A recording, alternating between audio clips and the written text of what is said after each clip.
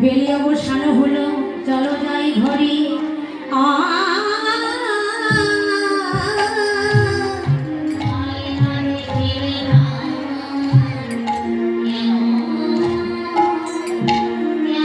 ওরে বলো রাম দাস কহে রে, বলো রাম দাস কহে রে,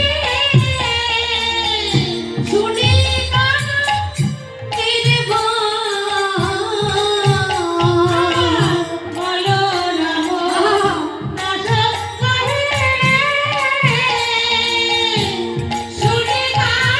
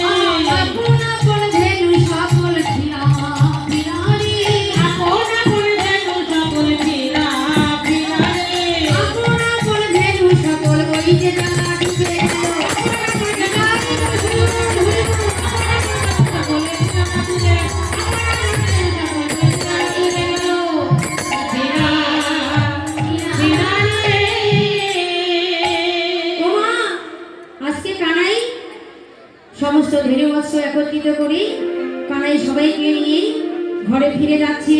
কিন্তু কোন কোন পথ দিয়ে যাচ্ছে? রাধারানীর বাড়ির সামনে দিয়ে যাচ্ছে। কেমন ভাবে যাচ্ছে? ধীরবৎস নিয়ে তারা নেচে নেচে নেচে নেচে চলে যায়, নেচে নেচে নেচে নেচে চলে যায়, নেচে নেচে নেচে চলে যায়, নেচে নেচে নেচে নেচে চলে যায়, নেচে নেচে নেচে নেচে চলে যায়, নেচে নেচে নেচে নেচে চলে যায়। চলো রে বাঁকা বলো রে বাঁকা, নেচে নেচে নেচে নেচে চলে যায়। চলো রে বাঁকা বলো রে বাঁকা, নেচে নেচে নেচে নেচে চলে যায়। আসে বলরাম দাদা বসে কানাই প্রত্যেকদিন রাধারানীর বাড়ির সামনে এসে তোর পায়ের গতি কমে যায়, কারণটা কি? কানাই তো বলতে পারছে না। ও মা, গুরুজন ব্যক্তিদের কাছে গিয়ে ভালোবাসার কথা বলা যায়? বলা যায়? যায় না। তাই বলরাম দাদা শ্রীরামকে বলছে, শ্রীরাম রে, শ্রীরাম রে, ভাই কানাইকে ছেড়ে দে,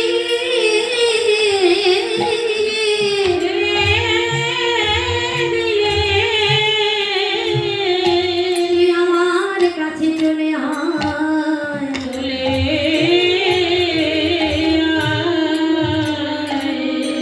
আর যেই কানাইকে ছেড়ে দিয়ে শ্রীরাম বলরাম দাদা আগে আগে যাচ্ছে। ও মা, আর এই সুযোগে রাধারানী আমার কি করেছে জানো? আজ বৃষভানু রাজনন্দে রাধারানী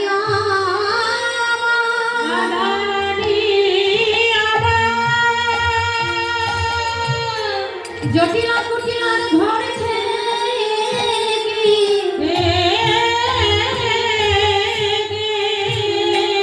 একটি প্রদীপ ধরিয়ে নিয়ে, প্রদীপ ধরিয়ে নিয়ে প্রাণ বধূকে দর্শন করবার লাগি জটিলা কুটিলার ঘর থেকে বাহির হয়েছে।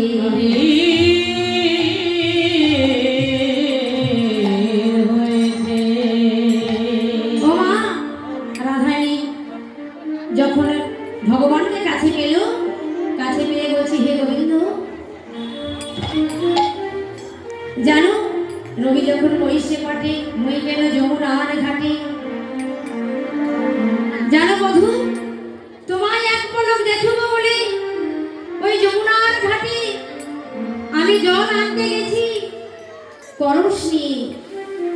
আর মনে মনে কি প্রতিজ্ঞা করেছি জানো গোবিন্দ, হয় আজকে তোমার বদন দর্শন করব, আর না হলে ওই গঙ্গার জলে আমি দেব আমার প্রাণ বিসর্জন।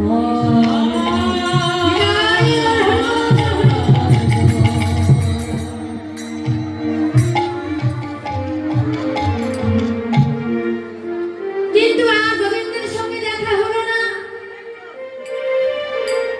তাই মনের দুঃখে বাড়িতে এসে গৃহকর্ম করছে আর নয়ন জলে ভাসছে। আর পিছন থেকে ললিতা সখী এসে বলছে, রাধে তুমি বসে বসে কাঁদছো কেন রাধে?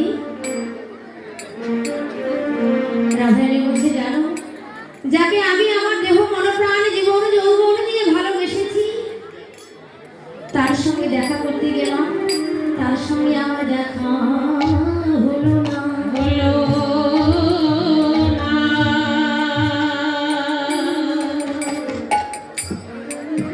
কিন্তু কিছুক্ষণের মধ্যেই আমি কি শুনতে পেলাম জানো,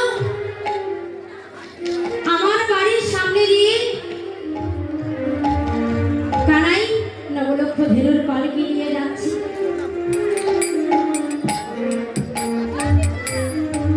যখন যাচ্ছি তখন আমার সঙ্গে দেখা হলো, তখন গোবিন্দ অনেক পিছনে পড়ে আছে। রাধারানী বললেন, হে গোবিন্দ তুমি পিছনে কেন পড়ে আছো? আমায় দেখা দেবে বলে, আমায় দেখা দেবে বলে পিছনে কেন তুমি বধূ, আমায় বলে বলে পিছনে কেন তুমি বধূ, আমায় দেখা করবি বলে পিছনে কেন সোনার বধূ, বলি আমায় দেখা দেবে বলে পিছনে সোনার বধূ, আমায় দেখা দেবে বলে পিছনে কেন সোনার বধূ, আমায় দেখা দেবে বলে। তো আজকে রাধারানী এই গোবিন্দকে কাছে পেয়েছে মা, গোবিন্দকে কাছে পেয়ে রাধারানী আমার বলছে, হে গোবিন্দ সারাদিন গোচারণ করে তোমার বদনটি যে শুকিয়ে গেছে গো, তুমি আমার কাছে কিছুক্ষণ বসে থাকো, আমি তোমার চরণ সেবা করে দেব। আর গোবিন্দ আমার চরণ সেবা করে দিচ্ছে আর বলছে, গোবিন্দ তোমার সঙ্গে আমার দুটো কথা আছে। বলে, কি কথা বলো? আমারও মন্দিরে গিয়ে কর্পূর তাম্বুল খাইয়া আলিশ করো তাহারিয়া।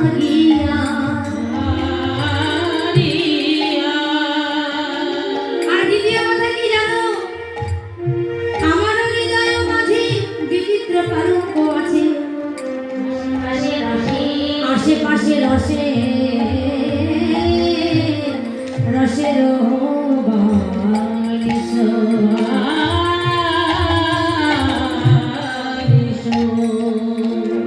গোবিন্দ বলছে, রাধে শোনো শোনো শোনো শোনো, তোমার সঙ্গে আর আমি গল্প করার সময় নেই, কারণ সব রাখালগণ ধেনু নিয়ে সবাই নিজের নিজের ঘরে ফিরে গেছে। এভাবে যে আবার আমাকে যেতে হবে, আমার মা কত পান হচ্ছে বসে আছে। এবার রাধারানী কাঁদছে, বলছে, বধূ তুমি আর একটি কথা আমার শোনো, আর একটুখানি আমার কাছে থাকো। গোবিন্দ বলছে, বলো তাড়াতাড়ি তোমার কি কথা? গোবিন্দ বলছে, আর একটু আমার কাছে আসো। যখন গোবিন্দ আমার রাধারানীর কাছে এসেছে, রাধারানী বলছে, আমি সাজায়ে রেখেছি, সাজায়ে রেখেছি, সাজায়ে রেখেছি, সাজায়ে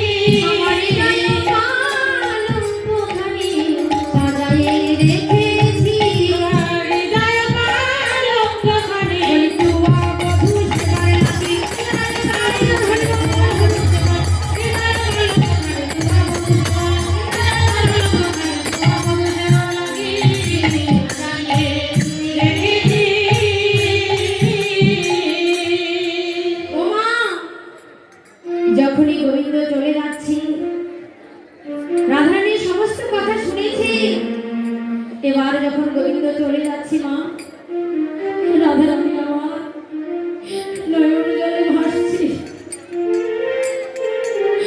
বলছি হে গোবিন্দ, যাকে না দেখে আমি এক মুহূর্ত বাঁচতে পারি না, আমি যে এক মুহূর্ত থাকতে পারি না, তুমি ছাড়া যে আমার আর কেউ নাই গো, আমি কেমন করে তোমাকে না দেখে থাকবো বলো। ললিতা সখীর গলাটি জড়িয়ে ধরে বলছে, ললিতা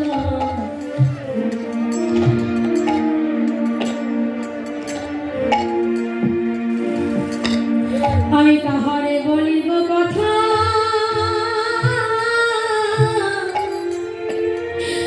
আমার কে বাজারে দুঃখ, আমার এমন বান্ধব না,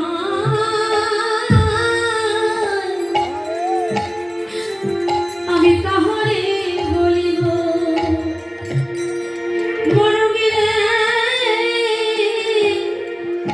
এ যে বড় বিরহ বেদনার কথা, এ যে বড় বিরহ বেদনার কথা, গোবিন্দ বিনে আমার যে প্রাণ বাঁচে বাঁচে না।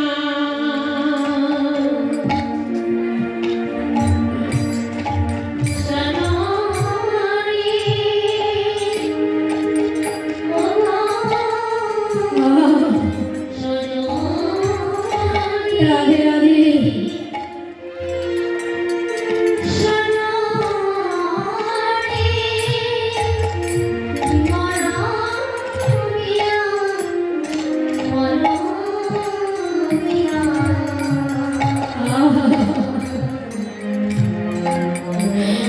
গোবিন্দ যখন চলে যাচ্ছে, ললিতা সখীর গলাটি জড়িয়ে ধরে রাধারানী আমার বলছে, ও ললিতা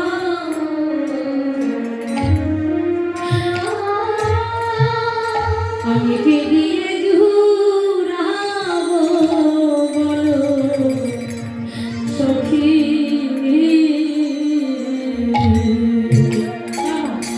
আমি কে দিয়ে জুড়াবো বলো সখী। আসি কে বুঝিবে অন্তরের ব্যথা, আর কে বুঝিবে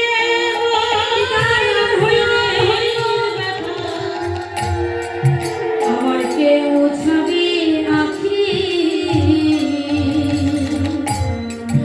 আমি কি দিয়ে জুড়াবো বলো সখী।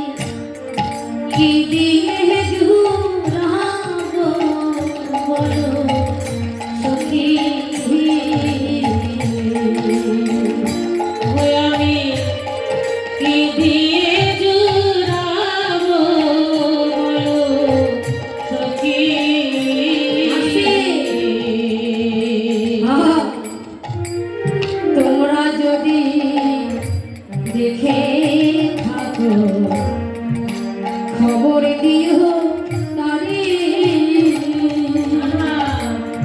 তোরা যদি দেখে খবর দিও তারে,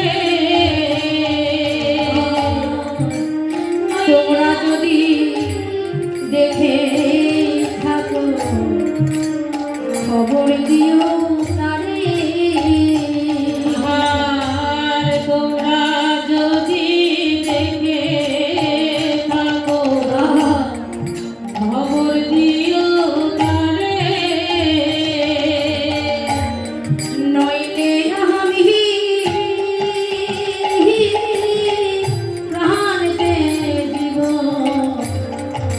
যমুনার জলে হার হইলে আমি প্রাণ জোড়াবো যমুনার জলে।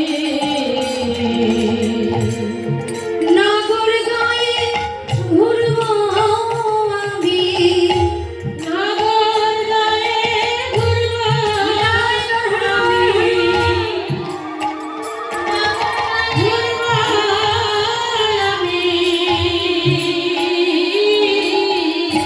আরে নগর গায়ে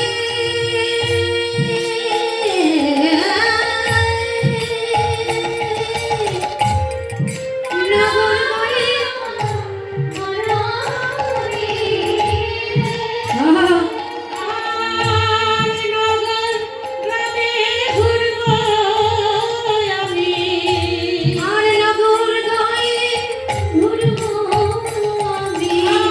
আরে নগর গায়ে ঘুরবো আমি যোগিনী বেশ ধরি কি দিয়ে জুড়াবো বলো সখী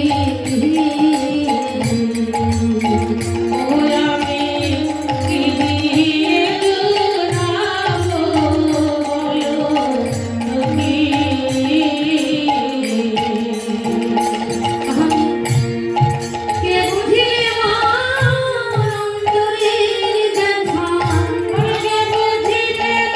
হৃদয়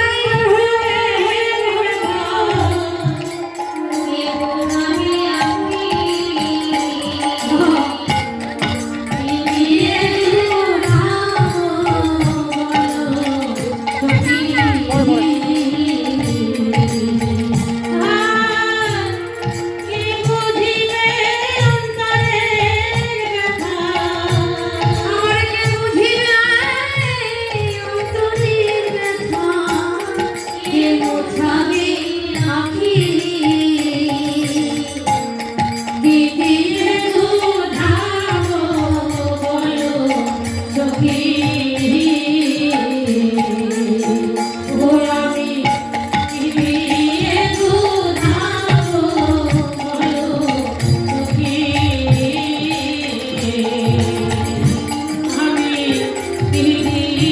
দুধাবো বলো সখী আসে। এবার রাধারানী আমার কাঁদতে কাঁদতেই ললিতার কোলে ঢলে পড়েছে, আর এদিকে গোবিন্দ আমার এবার সমস্ত ধেনুবৎস নিয়ে রামকানায় ঘরে গেল। আর মা যশোমতী কি করলো, দুই ভাইকে দুই উরুর উপরে বসিয়ে সুবাসিত বাড়ি দিয়ে বদন প্রক্ষালন করে নিজের অঞ্চল দিয়ে বদন মোছায়ে দিলে।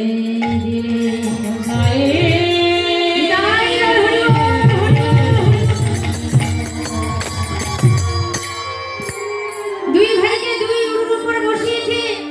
এবার যত ব্রজগোপিনীগণ সবাই কেলেশ্বরে নদীর থালা নিয়ে এসেছে, এসে কি করছে, আর যশোমতী মা কি করলেন, ওরে বামেতে বসাইয়া রামে দক্ষিণেতে সামে বামেতে বসাইয়া রামে দক্ষিণেতে সামে বামেতে বসাইয়া রামে দক্ষিণেতে সামে বামেতে বসাইয়া রামে দক্ষিণেতে সামে সমুদায় মুখ শোভা করে সমুদায় মুখ শোভা করে সমুদায় মুখ শোভা করে সমুদায় মুখ শোভা করে।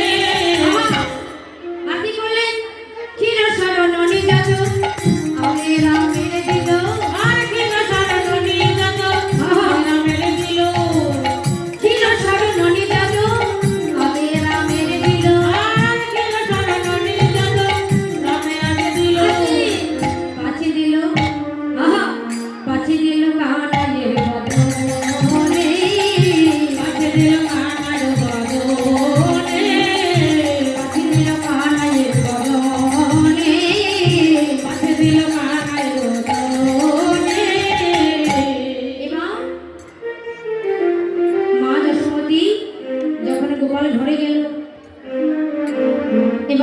গোপালের মঙ্গলের জন্য আরতি করবে।